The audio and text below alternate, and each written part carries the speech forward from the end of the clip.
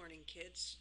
Today we're going to talk about the binomial series. Now, the binomial series holds true for all x between -1 and 1. So this is a power series that holds true for x near 0, and it's a very special power series because it works for all binomials. So I'm going to show you how this works.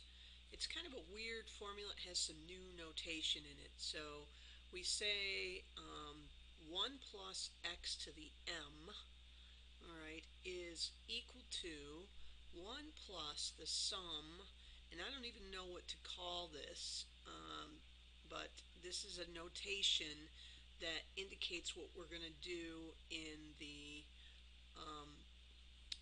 in our thing that precedes our power of x. Okay, so and then you've got x to the k power. Boy, I wish this would not pop up anymore, but it's going to pop up. All right, so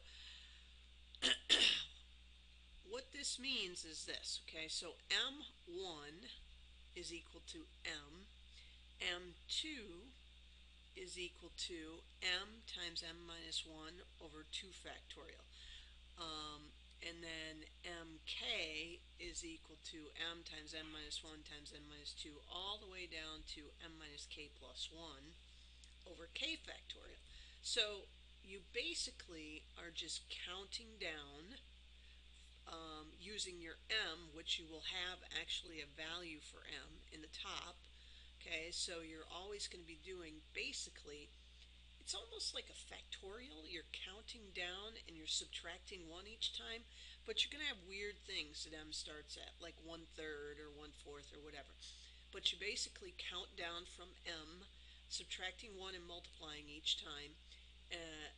That's in the top of the fraction. In the bottom, you're just doing factorials.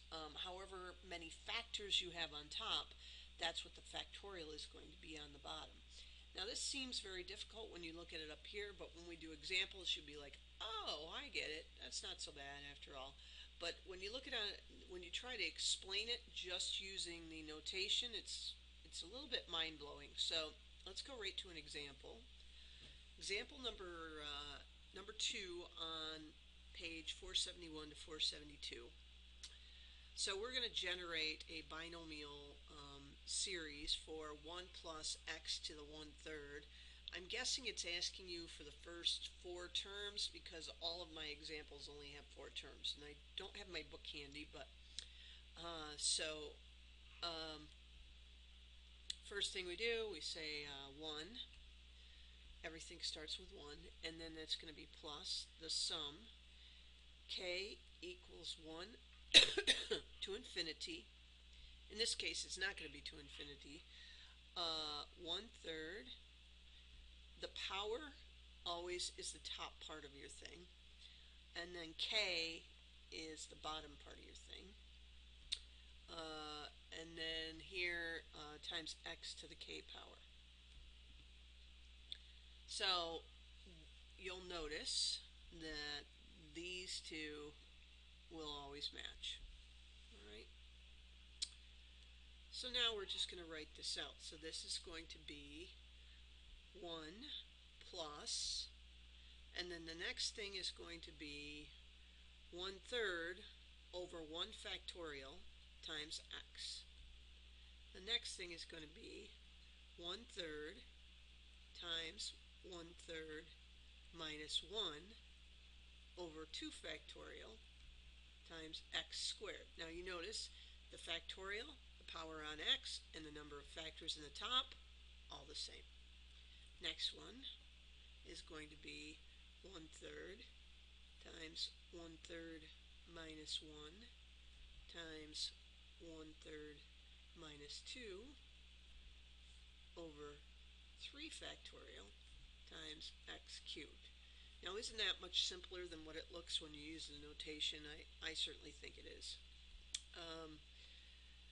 So now we have 1 plus 1/3 x plus 1/3 times negative 2/3 times, now the 1 over 2 factorial you also have to take into account here. So if you think of it as when you have the 2 factorial in the bottom, that gives you a 1 over 2 factorial, or 1/2, and then times x squared. And then the next one is going to be 1/3 times negative 2/3 times, now all we're doing at this point is adding the negative of the denominator, right? So the next thing is negative 5/3.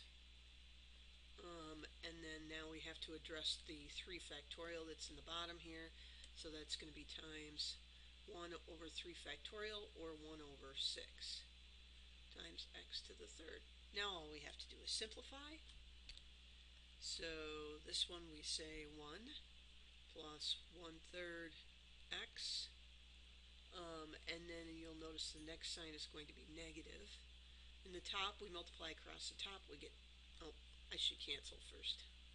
Sometimes I'm a little goofy. Alright, let's cancel the 2's. That'll make our life a little easier. So we have 1 in the top, over 9 in the bottom, x squared. And then finally, this next one's going to be positive because you have 2 negative signs, right? And if we can cancel the negative 2 with this 6 in the bottom. If we cancel it with the 6 in the bottom, it makes a 6 into a 3. And so now this next term is going to be 5. I didn't cancel the negative on the 2. That's why we still have a positive here. Just canceled the 2 part. 3 times 3 times 3 times 3, that's 81. Over, or times x cubed. Okay, so that's the first example. I hear a fussy baby in the background. I hope we're going to make it through this lecture. It's pretty short, so I think we will, but we'll see. The next one is 1 minus 2 over x to the 1/3. So this is going to be equal to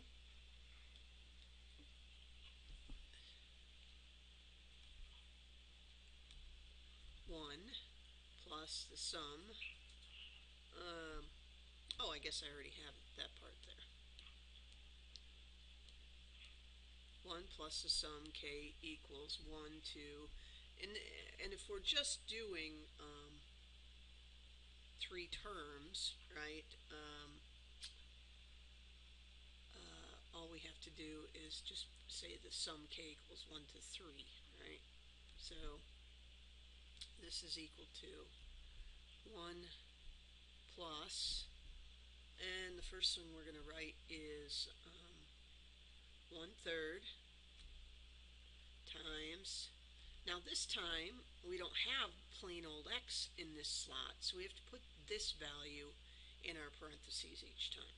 Alright, so it's negative 2 over x over 1 factorial. And then the next one is going to be plus 1/3 times negative 2/3 times negative 2 over x squared over 2 factorial. And then finally, the next one, remember all we're doing is subtracting 1 each time, right? So I don't really need to show that part of the formula every time, because now the next one we're going to do 1/3 times negative 2/3 times negative 5/3 times negative 2 over x to the 3rd power over 3 factorial. Alright, so what does that give us? Uh-oh, really upset baby sounding like in the background. She's really starting to make some noise in there. This gives us 1 minus 2 over 3x. And then the next one's going to be, hold on, the next one is going to be negative again, I believe.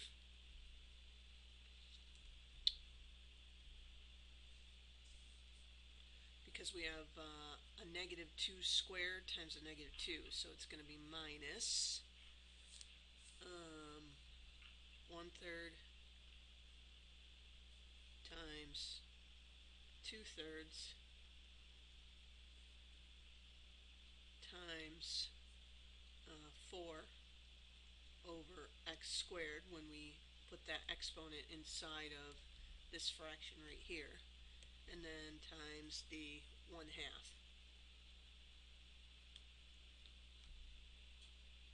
So now we can cancel the 2's here,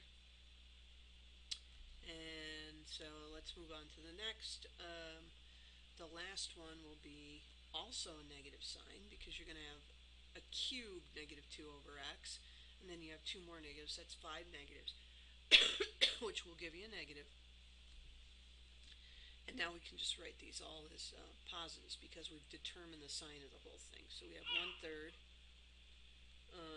times 2/3 times 5/3 times 2 to the third, which is 8 over x cubed, times 1/6. Okay, so we can cancel a couple things here. Well, one thing. We can cancel the 2 here with this 6 here, and it becomes a 3.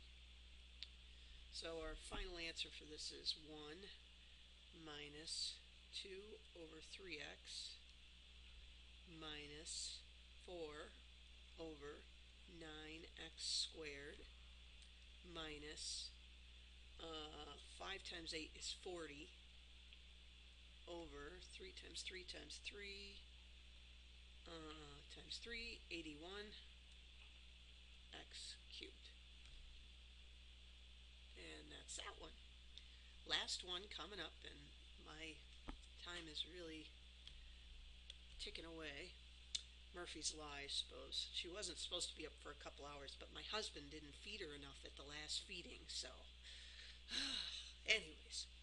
So 1 plus x squared cubed, oh, sounds like she's settling down. That's equal to 1 plus the sum k equals 1 to, again, I could use, I think I'm supposed to be doing, oh, this one I'm supposed to do the whole series. So I'm going to say right to infinity, and you're going to see what happens here.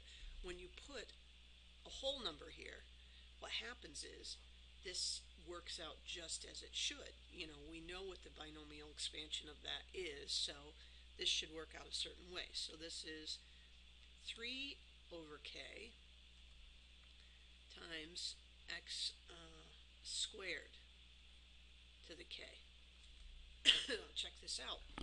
First one is 1, of course, and then we have plus, and then we always start with whatever is in the top here. So we're going to have 3 times x squared, and then the next one is going to be plus 3 times 2 over 2 factorial times x squared squared. Again, notice the factorial, the number of factors in the top, and the power on your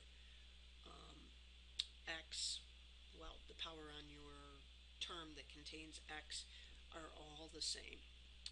And then the next one is going to be plus, oh, this is so cool, what happens next? 3 times 2 times 1 over 3 factorial times x squared to the third power. And then the last one, well, I say the last one because look what happens next. 3 times 2 times 1 times 0 over 4 factorial times x squared to the fourth. But check it out. That turns to a 0. And every term after that is going to have a factor of 0 in the top. So everything after that goes to 0. Alright, so what do we have? Well, we have the actual expansion for that binomial. So this ends up being the 2 factorial and the 2 cancel here. So I get 1 plus 3x squared plus 3 x to the fourth um, plus, and then check this out, this cancels with both of these, and you go get plus 1 x squared to the third, or x to the sixth. Well, that's just exactly what we would have gotten if we used Pascal's triangle. Check out your Pascal's triangle, check out the coefficients on your answer. Okay, so anytime you have a power that is an integer, and I think I said constant the last time, I didn't mean to say constant.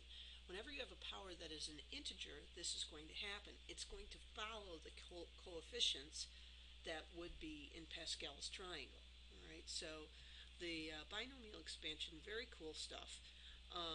Very easy stuff. Once you get the hang of doing it, you're going to be cranking them out very quickly.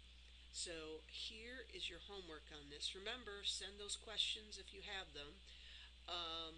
I'm going to give you a quiz next class on Taylor series and on power series in general. I've decided to make that quiz a take-home quiz because I'm a nice old lady. But you will start it in class, and then after you've started in class, you'll take home what you have not completed. I do want you to start it in class because I don't want you to procrastinate for the whole vacation. So the quiz is in the drawer. Big shout out to Mr. Sedita, who I've heard is covering my class for me. God bless his heart. You know, how many principals are that cool, really? So thank you, Mr. Sedita. I really appreciate your help. And here's your homework, guys. Remember, quiz, take-home quiz next class on Power Series. Of course, you can only consult your notes. You may not consult each other. Now, as you probably can hear, I must go because I have a little crying baby in the background here. So I'm going to take off. Bye-bye.